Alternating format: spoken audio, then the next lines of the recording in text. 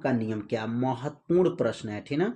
Coulomb का नियम, ये पहला पाठ का पहला नियम, कूलाम का नियम, है ना। यहाँ पर कूलाम का नियम जब लिखेंगे तो यहाँ सबसे ऊपर जो है ना आईएमपी लिख लेंगे, क्योंकि यह प्रश्न हमेशा पेपर में आता है। कूलाम का नियम यहाँ पे लिखेंगे इम्पोर्टेंट, आईएमपी महत्वपूर्ण प्रश्न है कूलाम का नियम। अगर आपको कूलाम का नियम लिखना है तो कैसे कूलाम का नियम लिखेंगे तो लिखेंगे यहाँ पर इस नियम के अनुसार, क्या लिखेंगे, इस नियम के अनुसार लिखेंगे यहाँ पर, इस नियम के अनुसार।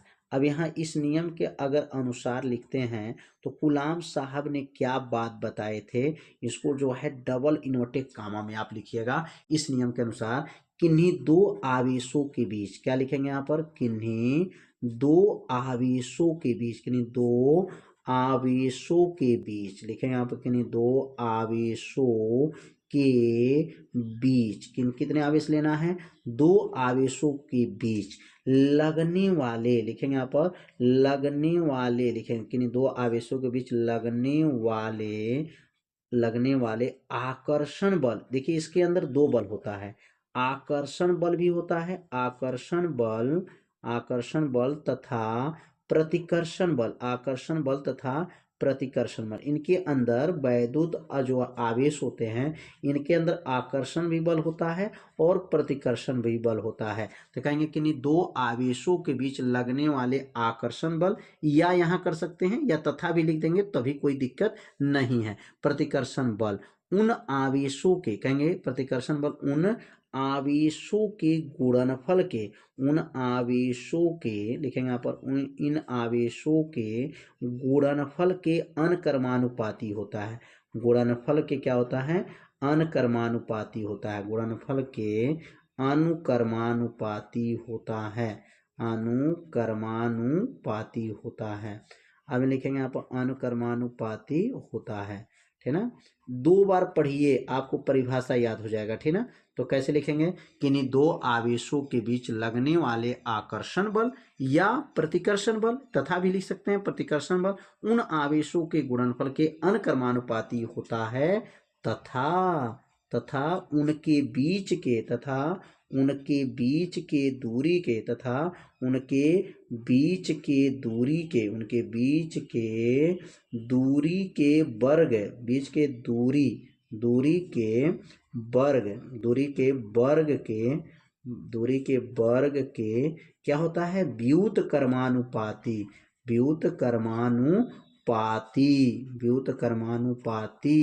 व्युत्क्रमानुपाती होता है, है ना, होता है। अब यहाँ डबल इन्वर्टेड कामा बंद कर देंगे। अब यहाँ पर व्युत्क्रमानुपाती होता है। अब लिखेंगे लास्ट में कूलाम का नियम कहलाता है, कूलाम का नियम कहलाता है, कूलाम का नियम कहलाता है।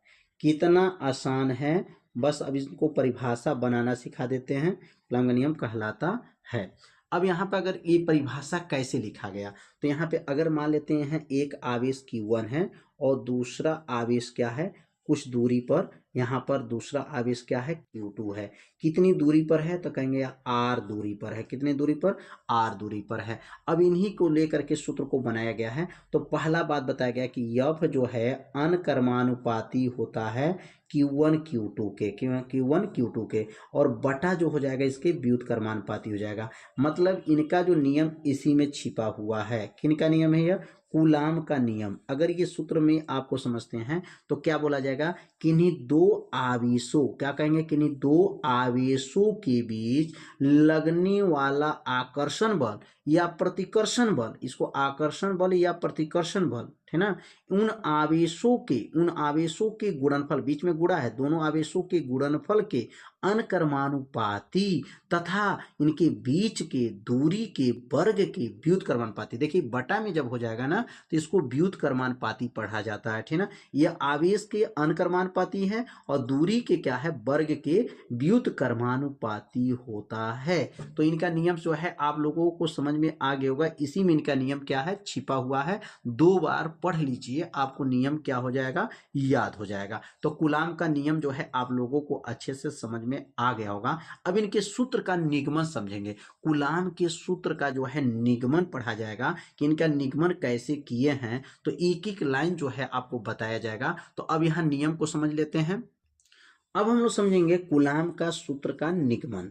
कूलाम का सूत्र का निगमन जब किया जाएगा तो इन्होंने क्या बताए थे, पहला चालक में आवेश Q1 है, कुछ दूरी पर जो है आवेश क्या है, Q2 है, और इनके बीच की दूरी क्या है, तो इनके बीच की दूरी को R माना गया है।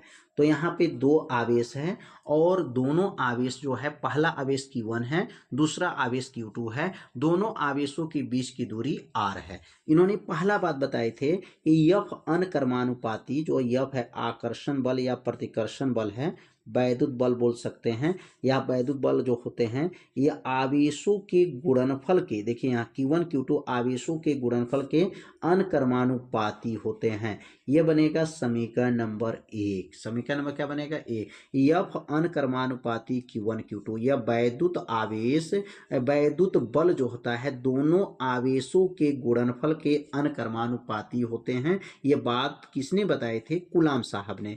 और ये बताए थे F व्युत्क्रमानुपाती 1/r² है, और ये बन जाएगा समीकरण नंबर क्या बनेगा, 2 हो जाएगा। अब दोनों समीकरण को जब संयुक्त करेंगे तो क्या लिखेंगे यहाँ पर, समीकरण 1 तथा समीकरण 1 तथा समीकरण 2 को, समीकरण 1 तथा समीकरण 2 को क्या करेंगे, यहाँ पर 2 को संयुक्त करने पर, अब यहाँ संयुक्त कर लेंगे, समीकरण 1 तथा समीकरण 2 को क्या करेंगे, संयुक्त करने पर, संयुक्त मतलब इसमें मिलाएंगे। अब यहाँ मिलाएंगे तो कैसे मिलेगा, तो क्या बनेगा, F मिल करके F हो जाएगा, क्या बनेगा, F हो जाएगा। चिन्ह चिन्ह क्या बन जाएगा, चिन्ह बन जाएगा, और यहाँ क्या बनेगा, Q1 Q2 बटा क्या हो जाएगा, बटा में R² हो जाएगा, बटा में क्या हो जाएगा, R² हो जाएगा। F हो गया, चिन्ह चिन्ह हो गया, Q1 Q2 बटा R²। अगर ये चिन्ह को हटाएंगे तो क्या बनेगा, यहाँ पर F बराबर, यहाँ बन जाएगा K Q1 Q2 बटा क्या हो जाएगा, R² हो जाएगा।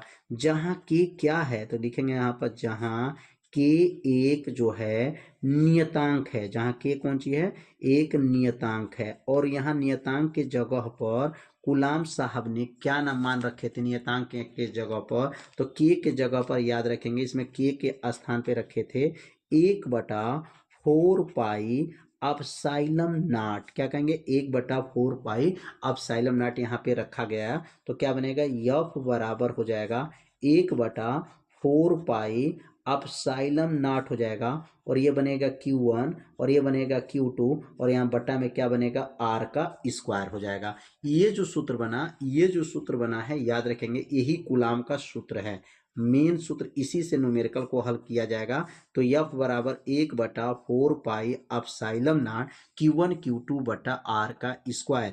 अब यहाँ पर 1/4 पाई अपसाइलम नाट का मान कितना होता है, तो लिखेंगे यहाँ पर 1/4 पाई अपसाइलम नाट का जो है, अगर मान याद रखेंगे, मान क्या होता है, तो मान आपको याद रखना है, क्या मान होता है, 9 गुणे 10 के पावर 9, 9 गुणे क्या होता है, 10 के पावर 9 होता है। और यहाँ पे जो है मात्रक लिख लेंगे, यहाँ पर मात्रक क्या बनेगा इसका, न्यूटन, क्या हो जाएगा, न्यूटन मीटर का स्क्वायर, न्यूटन मीटर का स्क्वायर प्रति जो है कूलाम का स्क्वायर हो जाएगा। पूरा मान क्या हो गया इसका, तो यहाँ लिखेंगे इसका मान क्या हो जाएगा, 1/4 पाई अपसाइलम नाट का मान क्या होता है, 9 गुणे 10 के पावर 9 जो है बनेगा न्यूटन, क्या बनेगा, न्यूटन मीटर का स्क्वायर प्रति कूलाम का स्क्वायर। इस मान को याद रखेंगे, इसी मान के सहायता से जब न्यूमेरिकल को हल किया जाएगा तो इसमें इस न्यूमेरिकल की जो है प्रयोग जब करेंगे, न्यूमेरिकल हल करेंगे तो इस मान को प्रयोग करना